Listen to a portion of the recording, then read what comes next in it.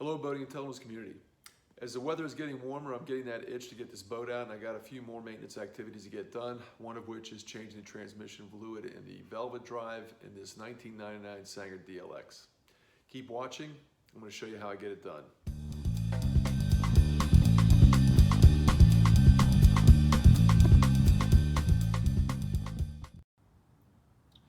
When I started using this boat for wakeboarding instead of slalom skiing, and that caused me to add anywhere from 1,000 to 2,000 pounds of additional water to weigh the boat down and increase the wake size.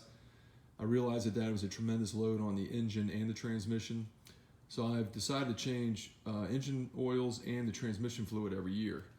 Now you can see with the engine box, with the transmission being back here, it's very difficult to remove the fluid.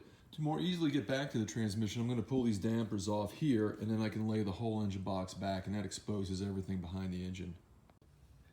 Removal of these dampers is pretty easy. There's a clip here. You just pull the clip back, and that releases the ball from the socket, and you can just pull it in. And don't let that engine box fall on top of you. Now you can see the tremendous amount of additional room to get to the transmission. Transmission is not very big. It's that section right there coming off the back of the engine, and we got to drain and fill through that tube right there, where that dipstick is located. So I'm going to pull the dipstick, and I'm going to see what the level of transmission fluid is, and that's where I've got to get my level back to. I'm going to measure as much as I can into this to figure out how many ounces I'm removing. But it's best to fill it back up with the dipstick where it exists before you start draining it. I'm going to use this hand siphon to pull that fluid out.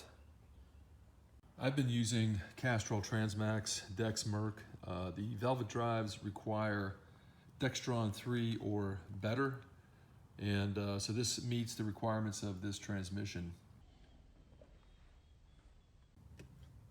I removed about 20 ounces from the transmission, and you can see that the transmission fluid still looks pretty good, but again, given the load that I'm putting this transmission under, I don't want to have to worry about it. So doing this once a year, 20 ounces of transmission fluid is a very good investment in protecting your engine and transmission. I've added about 20 ounces of fluid.